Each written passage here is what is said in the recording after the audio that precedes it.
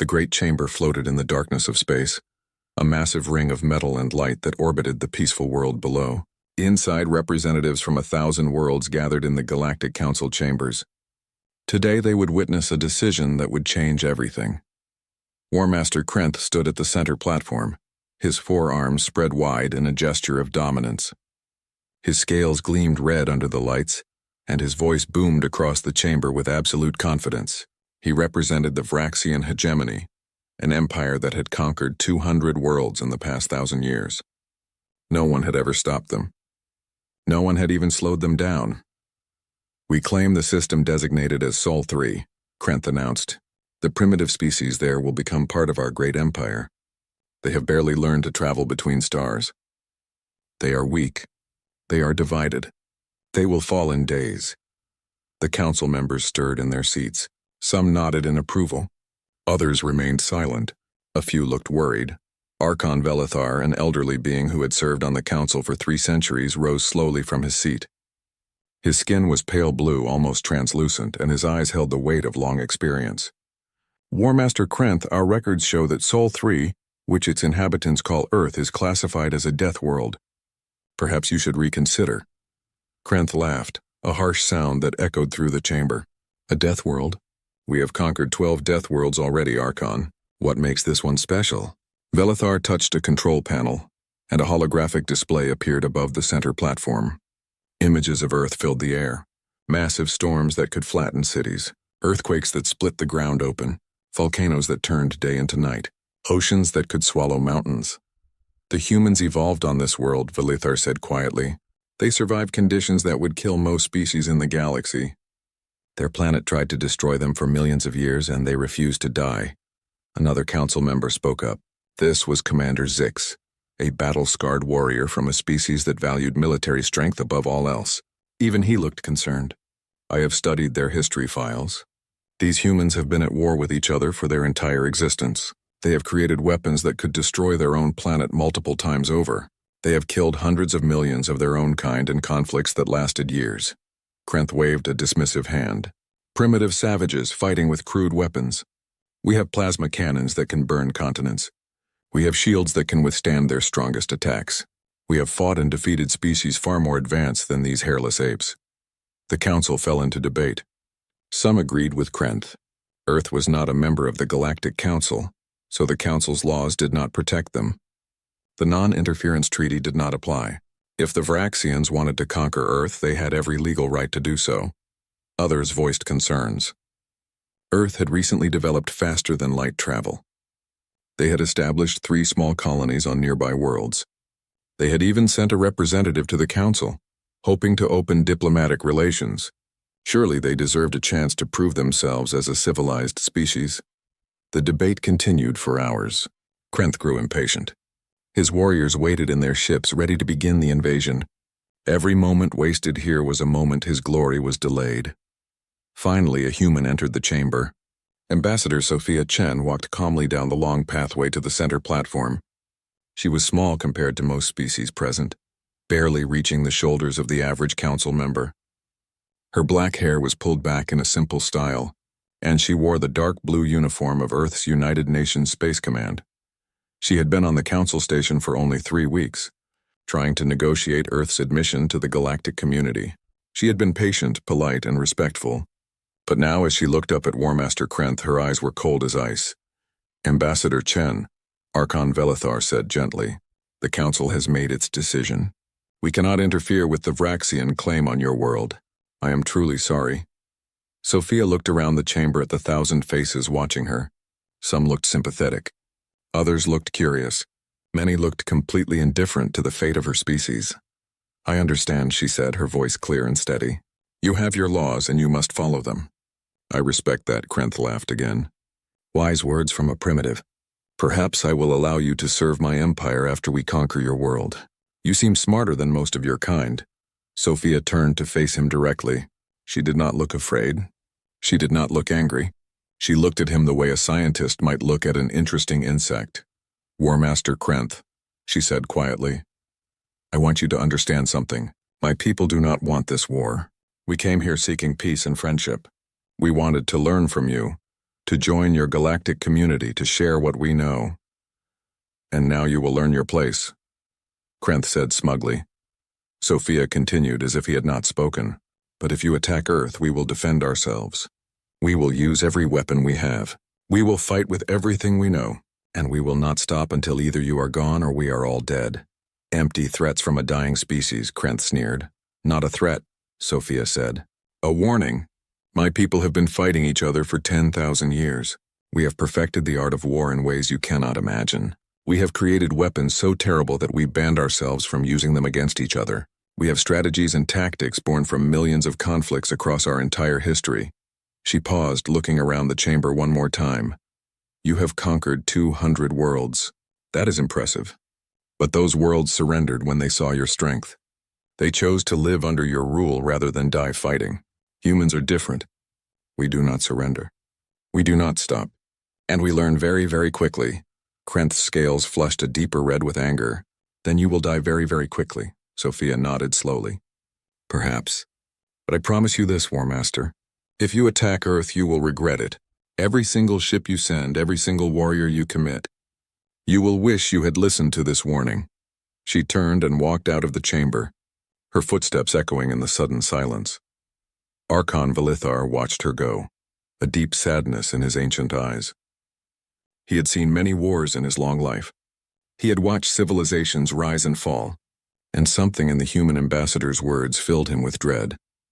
Krenth ordered his fleet to prepare for departure. 500 warships, the largest fleet the Vraxians had assembled in decades. It would be a glorious victory, he was certain.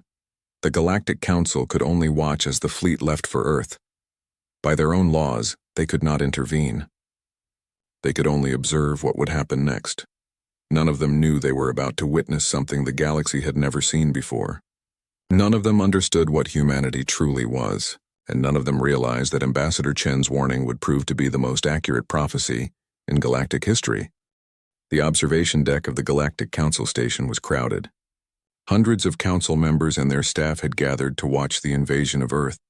Long-range quantum scanners projected a holographic display in the center of the room, showing the solar system in perfect detail. War Master Krenth's fleet emerged from faster-than-light travel near the orbit of Jupiter. 500 warships, each one a masterpiece of Vraxian military engineering. Their hulls gleamed with energy shields. Their weapons could reduce a city to ash in seconds. They had destroyed countless fleets before this day. On the council observation deck, beings from 1,000 worlds watched in silence. Some felt sympathy for humanity. Others felt nothing at all. War was common in the galaxy, and weak species were conquered every year. This would be no different. Archon Valithar stood at the front of the crowd, his aged hands clasped behind his back. Next to him, Commander Zix watched with professional interest. Both had tried to warn the Vraxians. Both knew their warnings had been ignored. There, Zix said, pointing to the display. The human defense fleet.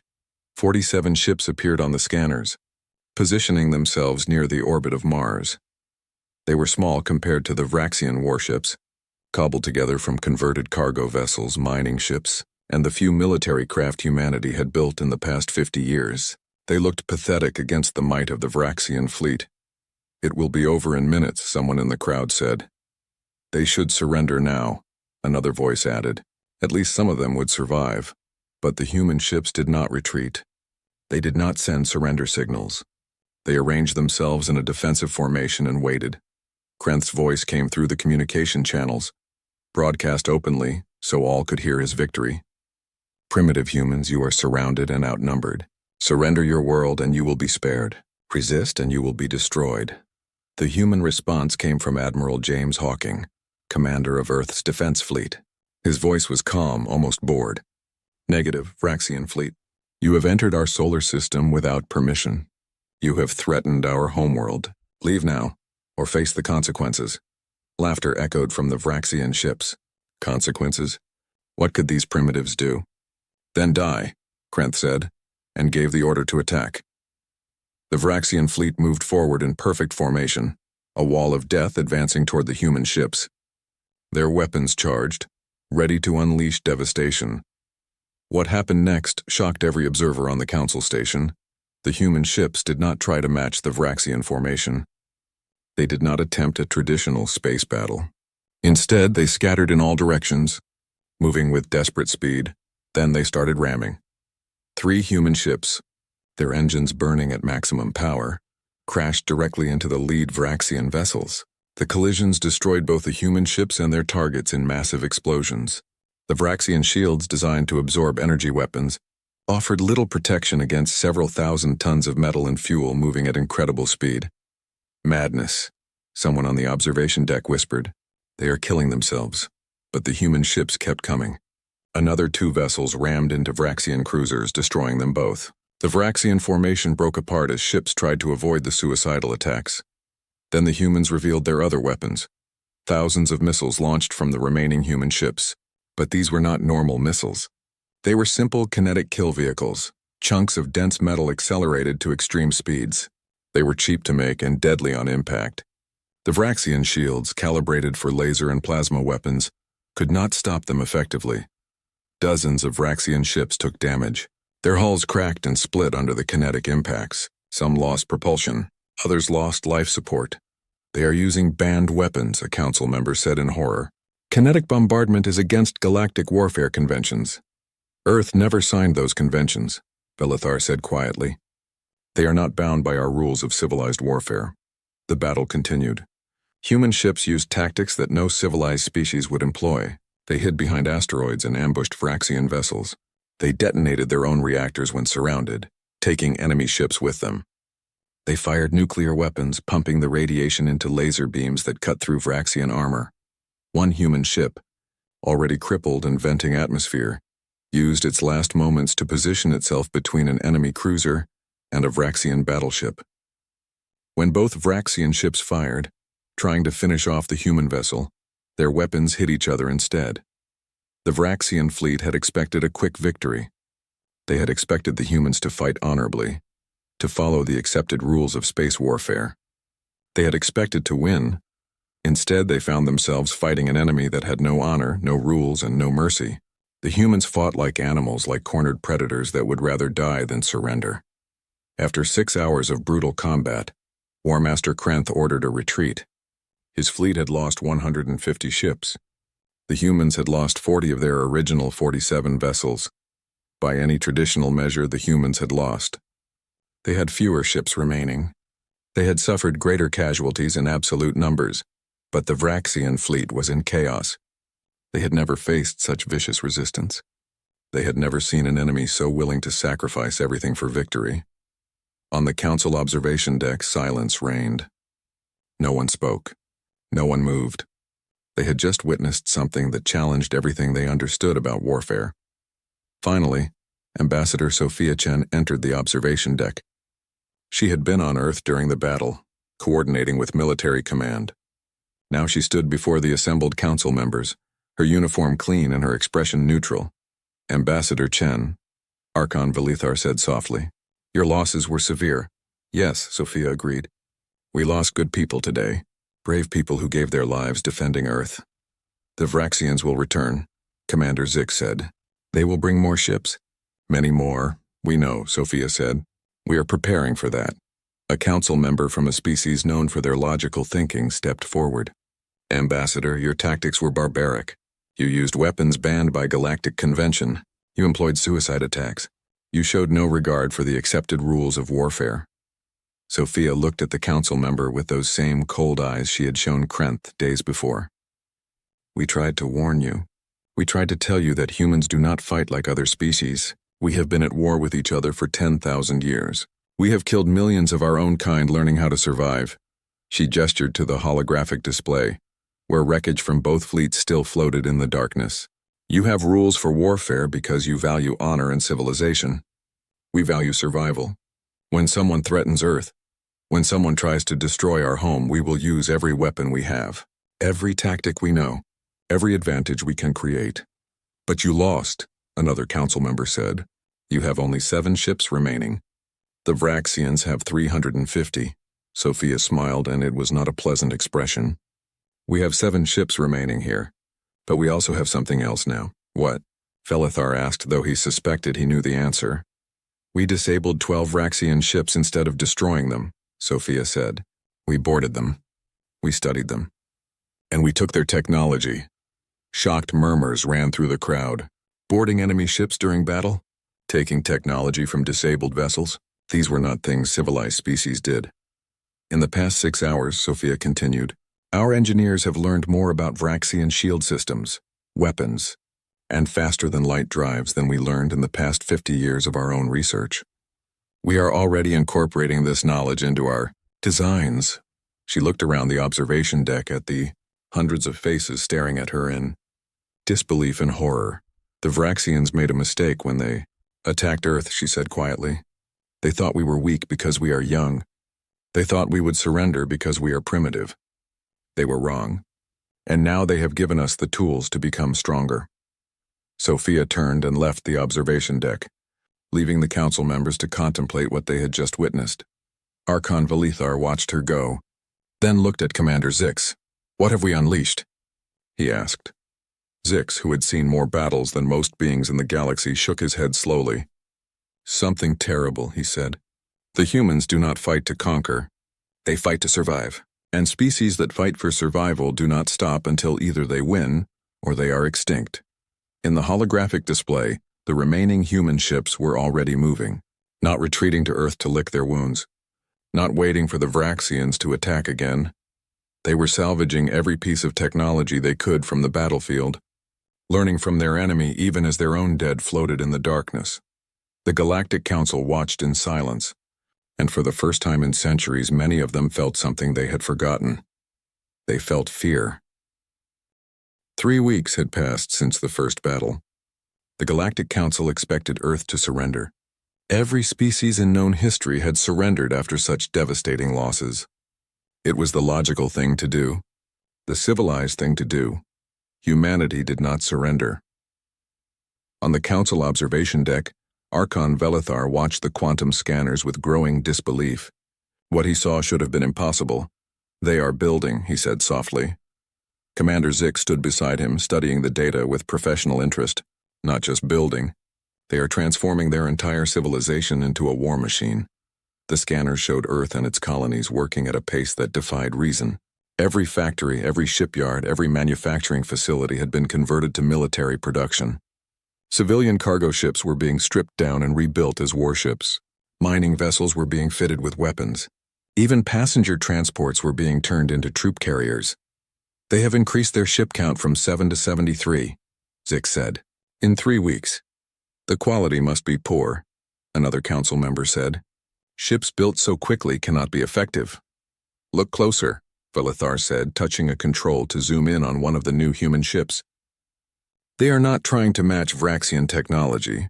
They are building cheap, fast vessels that can be produced in large numbers, quantity over quality. On the other side of the solar system, War Master Krenth prepared his response. His pride was wounded. His reputation was damaged. The entire galaxy was watching to see how he would crush this primitive species that dared to resist. He had called for reinforcements.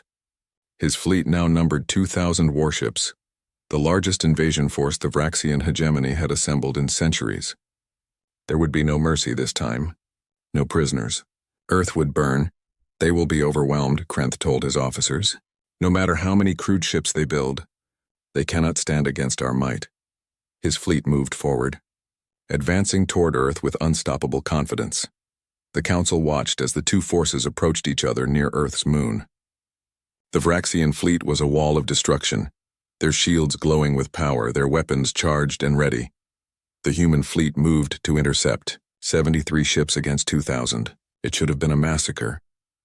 Then something strange appeared on the scanners, thousands of small signatures, too small to be ships, swarming around the human vessels like insects. What are those? Someone on the observation deck asked.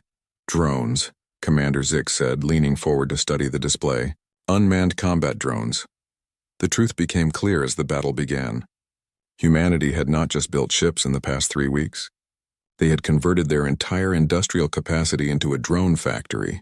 Millions of small, cheap combat drones now filled the space around their ships. Each drone was barely more than a rocket engine, a simple computer, and an explosive payload.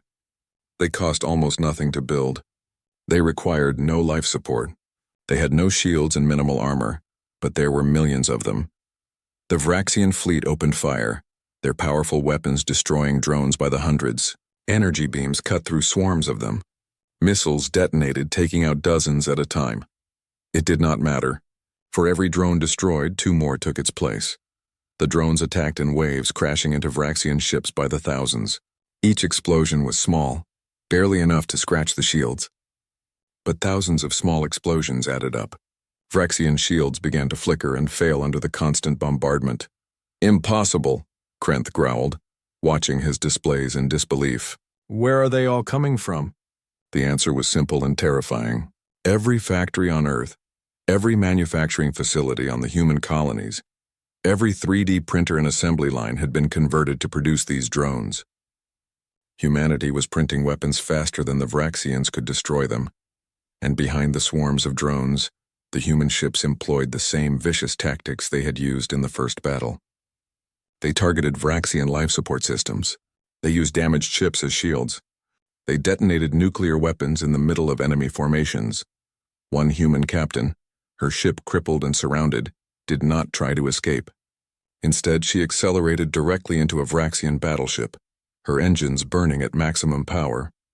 The collision destroyed both vessels, but it also created a debris field that damaged a dozen nearby Vraxian ships. On Earth, millions of volunteers sat at control stations, each one piloting multiple drones remotely. They were civilian volunteers, people with no military training. Gamers, engineers, students, retirees. Anyone who could operate a computer interface was given control of combat drones.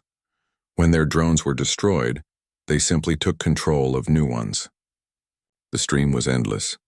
The Vraxian fleet designed for traditional space warfare had no defense against this strategy. Their powerful weapons were useless against such small, numerous targets. Their shields could not withstand the constant attacks. Their tactical computers, programmed for civilized warfare, could not predict the chaotic movements of millions of drones. After 8 hours of combat, War Master Krenth ordered another retreat. His fleet had lost 800 ships. The humans had lost 45 vessels and approximately 3 million drones, but humanity was already building more drones. The production never stopped. Factories worked around the clock, assembly lines moving at maximum speed, materials being harvested and processed and turned into weapons as fast as physically possible. On the Council observation deck, silence had become the normal state. No one knew what to say anymore. What they were witnessing should not be possible. "They are not fighting a war," Velither said quietly. "They are fighting for survival, and they will sacrifice everything for it."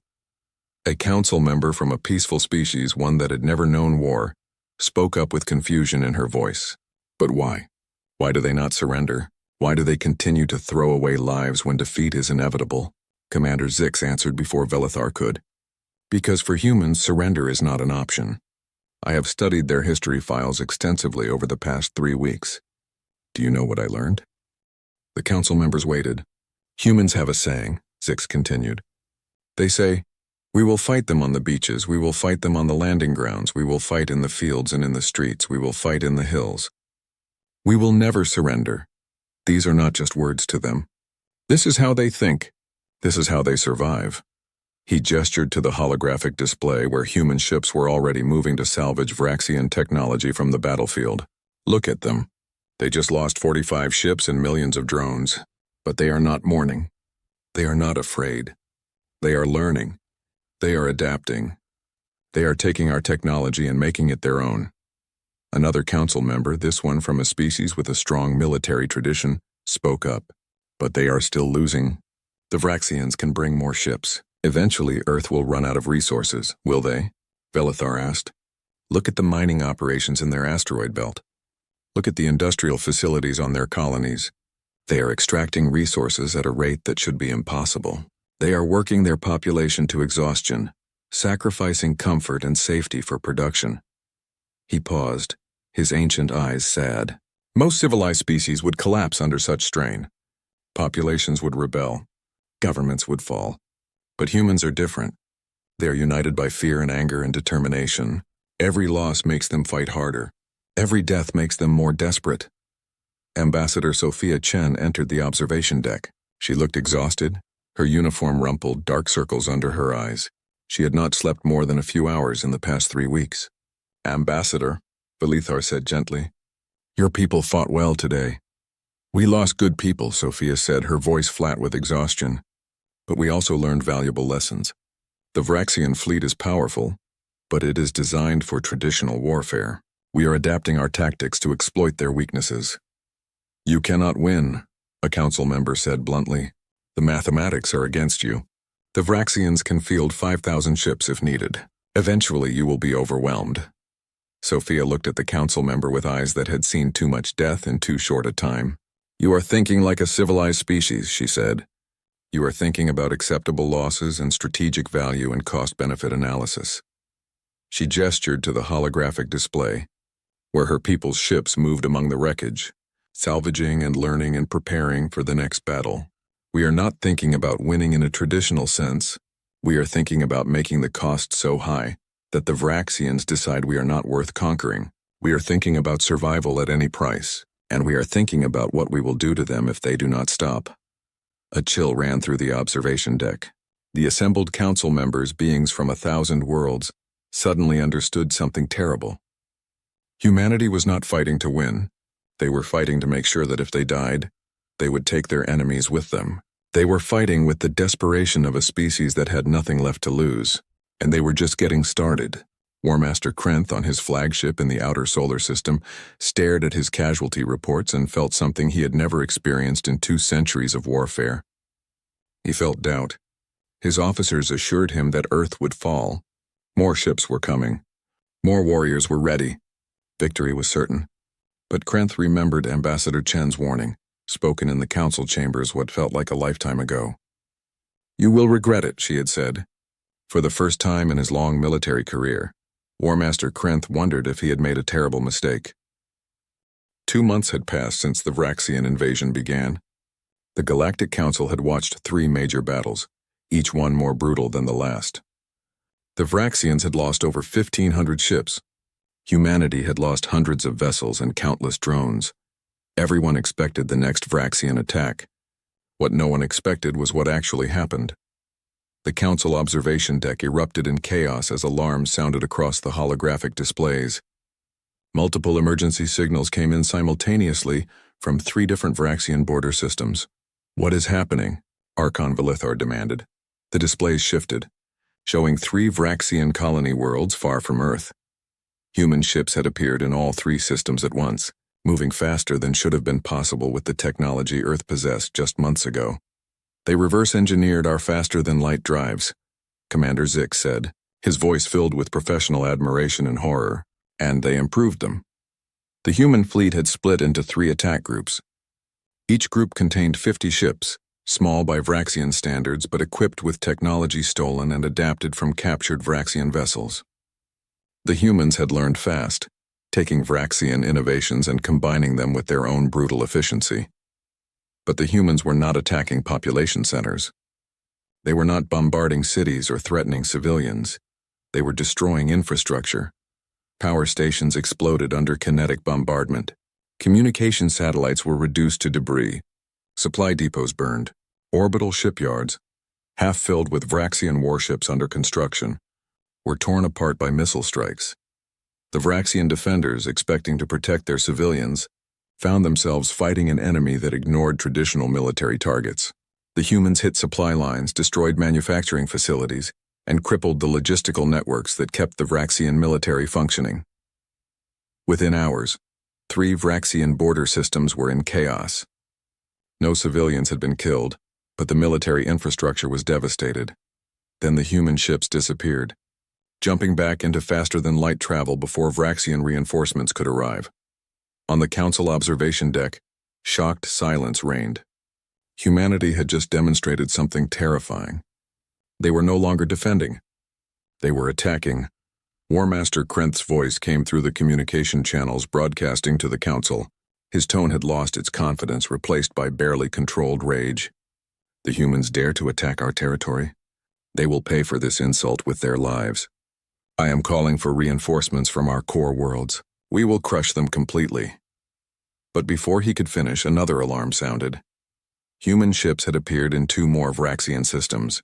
The attacks continued with the same pattern. Infrastructure destroyed, supply lines cut, No civilian casualties, but maximum military disruption. How are they doing this? A council member asked in disbelief. How can they coordinate attacks across such distances? They learned from us, Zik said grimly. They studied our communication systems, our tactical networks, our coordination protocols. And they are using them better than we do. Something else was happening too. The Vraxian client species, worlds that had been conquered and forced into the hegemony, were starting to rebel. News of humanity's resistance had spread. Stories of a small species fighting back against the mighty Vraxians inspired hope. On 3 client worlds, uprisings began. Local populations attacked Vraxian garrison forces. They sabotaged military installations. They disrupted supply chains. The Vraxian hegemony, which had seemed unstoppable, was suddenly fighting on multiple fronts. The council held an emergency session. Hundreds of representatives gathered, their voices filling the chamber with debate and argument. The humans must be stopped, one council member declared. They are destabilizing the entire region. The Vraxians started this war, another countered. Earth was simply defending itself. This is no longer defense, a third voice said. The humans are conducting offensive operations in foreign territory. They are encouraging rebellion among Vraxian client species. This could spread across the galaxy. Archon Valithar stood at his podium, his aged face lined with worry. We must intervene, not to stop the humans, but to stop this war before it spreads further. The debate raged for hours. Some species supported humanity's right to defend itself. Others feared the precedent being set. If a young species could resist the Vraxians so effectively, what did that mean for the established order of the galaxy? Ambassador Sophia Chen was called before the council. She entered the chamber looking even more exhausted than before, but her eyes were sharp and alert. Ambassador Chen, Velithar said formally, your people have begun offensive operations against Vraxian territory. This represents an escalation that concerns the council greatly. With respect, Archon, Sophia replied, the Vraxians invaded our system with 2,000 warships. They attempted to conquer our homeworld. We are simply ensuring they cannot do so again. By attacking their territory? Another council member demanded. By attacking their ability to make war, Sophia corrected. We are not killing civilians. We are not occupying worlds. We are dismantling the military infrastructure that threatens Earth. War Master Krenth's holographic image appeared in the chamber, his scaled face twisted with rage. The humans speak of defense while they attack our worlds. They speak of peace while they encourage rebellion among our subjects. They must be destroyed. Sophia turned to face his image calmly. We gave you a warning, War Master. We told you to turn back. You chose to ignore that warning. You chose this war. Now you will see what humanity is truly capable of. Your world will burn, Krenth snarled. Perhaps, Sophia said quietly, but we will make sure yours burns first. She touched a control on her datapad, and a new display appeared in the council chamber. It showed a small human strike team, special forces soldiers wearing advanced combat armor. They were inside a Vraxian facility. This footage was recorded 3 hours ago, Sophia said, on the Vraxian homeworld. Shocked gasps ran through the council. Human soldiers had infiltrated the Vraxian homeworld? That should have been impossible. The security there was absolute. We did not attack your civilians, War Master, Sophia continued. We did not plant bombs or attempt assassination.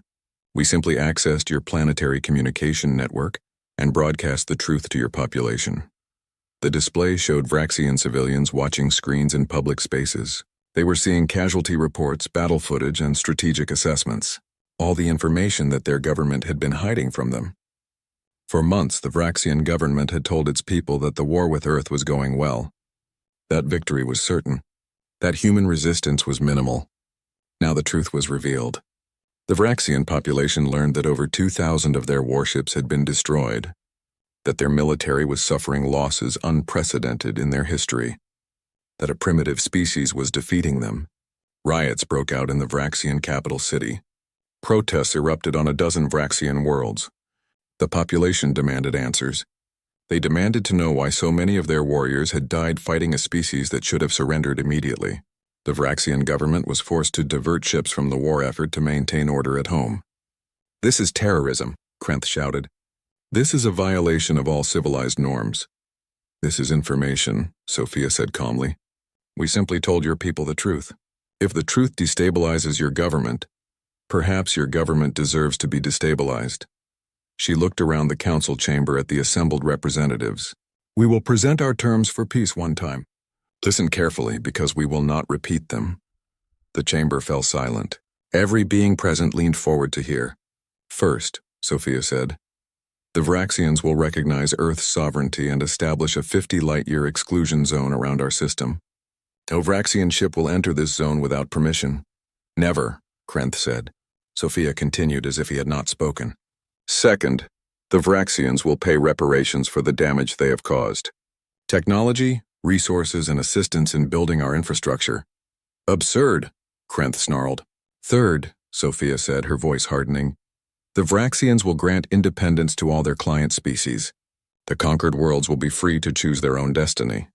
The council chamber erupted in debate. The demands were extreme. The Vraxians would never accept them. It would mean the end of their empire. And if we refuse? Krenth asked, his voice cold. Sophia looked directly at his holographic image. Then we will continue this war. We will attack your supply lines, destroy your infrastructure, and support every rebellion on every world you control. We will make it cost you more to fight us than your empire can afford. You cannot win, Krenth said. We do not need to win, Sophia replied. We just need to make sure you lose, and we are very good at making our enemies lose. She paused, letting her words sink in. You came to conquer Earth because you thought we were weak. You thought we would surrender. You were wrong. And every day you continue this war, we will show you exactly how wrong you were. Sophia turned and walked out of the council chamber, leaving shocked silence in her wake. Archon Velithar watched her go, then looked at the assembled council members. We are witnessing something unprecedented, he said quietly. A young species is not just defending itself. It is forcing an empire to reconsider its entire existence. Commander Zix nodded slowly. The humans have learned the most important lesson of warfare. Victory is not about destroying your enemy completely. It is about making your enemy decide that continuing to fight is not worth the cost. On his flagship, War Master Krenth stared at casualty reports and strategic assessments. His officers waited for orders. His warriors waited to continue the fight. But for the first time in his long military career, Krenth wondered if victory was possible. He wondered if humanity's warning had been right all along, and he wondered what would happen next because he was certain of one thing: the humans were not finished. They were just getting started. 6 months after the invasion began, the war ended, not with a final battle or a dramatic confrontation, but with a quiet surrender that shocked the entire galaxy. The Vraxian government collapsed under the weight of internal pressure, military losses, and economic strain. New leadership took control. Politicians who had opposed the war from the beginning. Their first act was to request peace negotiations with Earth. The negotiations took place on the Galactic Council station, in a chamber designed for treaty signings. Representatives from both sides sat across from each other, separated by a simple table and an enormous gulf of history. The new Vraxian leadership, led by diplomat Vexen, looked nothing like the proud warriors who had begun this war. They looked tired and defeated, their scales dull with shame. Ambassador Sophia Chen sat across from them, flanked by Admiral James Hawking and a team of human diplomats. She looked professional and calm, but anyone who knew her could see the steel in her eyes. The terms, Vexen said quietly, sliding a datapad across the table. We accept them all. Sophia picked up the datapad and reviewed it carefully. Recognition of Earth's sovereignty, a 50 light-year exclusion zone, technology transfers and resource payments as reparations, independence for all Vraxian client species, everything humanity had demanded. There is one addition, Vexen said. The Vraxian hegemony will provide military assistance in building Earth's defense infrastructure. We will help train your forces in advanced combat techniques. We will share tactical knowledge freely. Sophia looked up from the datapad, her expression neutral. Why would you offer this? The treaty does not require it. Vexen's translator struggled to convey the emotion in his voice. Because we have learned a terrible lesson, Ambassador Chen. We learned that humanity is far more dangerous than we imagined. We learned that your species does not fight for conquest or glory. You fight for survival, and you will sacrifice everything to ensure that survival. He paused, his eyes meeting Sophia's. We also learned that if we ever face a threat that we cannot handle alone, humanity might be the only species willing to do what is necessary to stop it. We would rather have you as allies than enemies. The treaty was signed that day. The Vraxian fleet withdrew from human space. The client species were granted independence, though many chose to maintain friendly relations with their former rulers. The galaxy watched and learned. 3 weeks later, the Galactic Council held a special session. The chamber was packed with representatives eager to witness history. The matter before the council, Archon Velithar announced, is the application of Earth for membership in the Galactic Council. All in favor? The vote was unanimous. Every single council member voted to accept humanity. But as Sophia walked to the center platform to accept Earth's membership, she could see the truth in their faces. They were not voting out of respect or friendship. They were voting out of fear. They had watched humanity fight a war that should have been impossible to win. They had seen a young species adapt and learn and innovate at a speed that defied all understanding. They had witnessed humans employ tactics so brutal that civilized species would never consider them, and they wanted humanity inside the council, bound by its laws and treaties rather than outside where they could not be controlled. Sophia understood this. She had always understood it. But she also knew that Earth needed allies and trading partners and diplomatic relationships. The council membership would give humanity access to technology and knowledge that would take centuries to develop on their own. On behalf of the people of Earth, Sophia said formally, I accept this membership with gratitude and hope for peaceful cooperation with all species in the galaxy. The council members applauded politely. Sophia returned to her seat, now officially representing a council member species.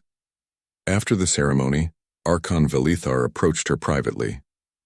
Ambassador Chen, may I speak with you? Of course, Archon.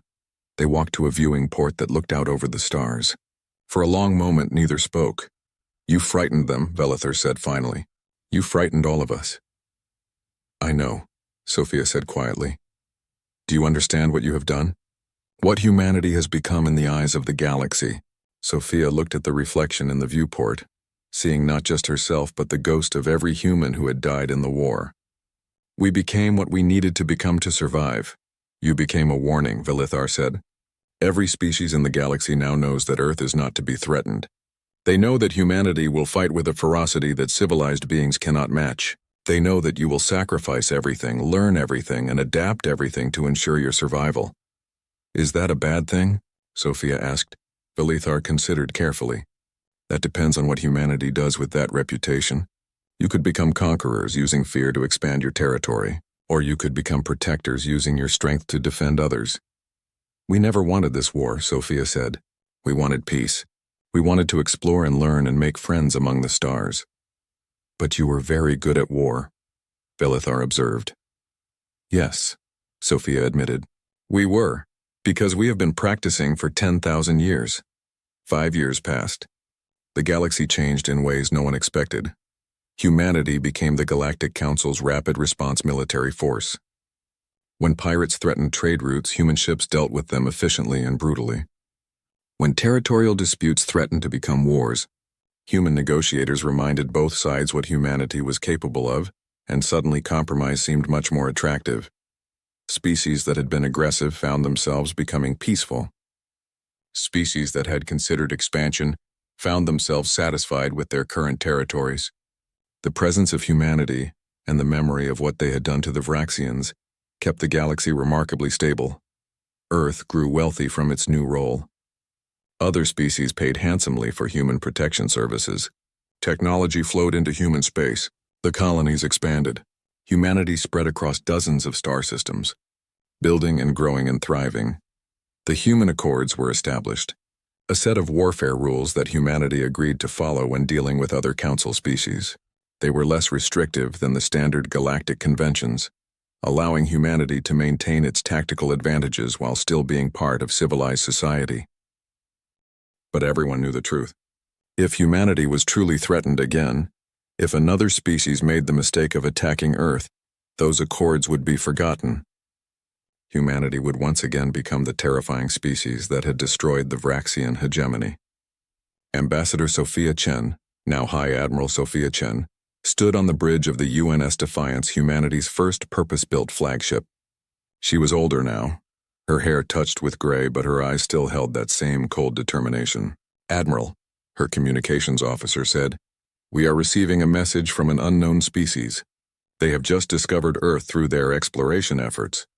Sophia felt a familiar tension. "Put it through."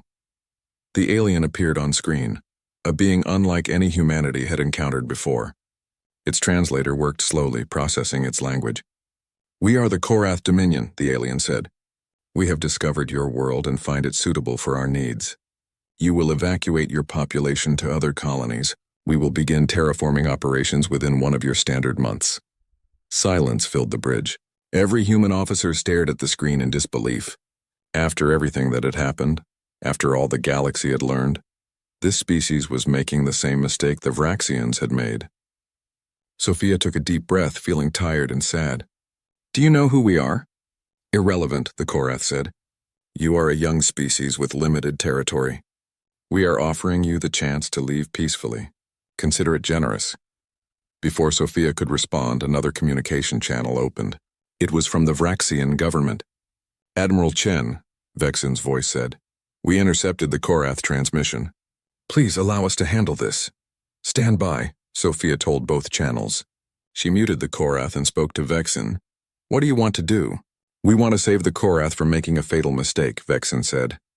"We have sent them detailed files on the human-Vraxian war. Battle footage, casualty reports, tactical analyses, everything." Sophia waited. On her screen, she could see the Korath representative receiving data. Its expression changed as it reviewed the files. Confidence became concern. Concern became shock.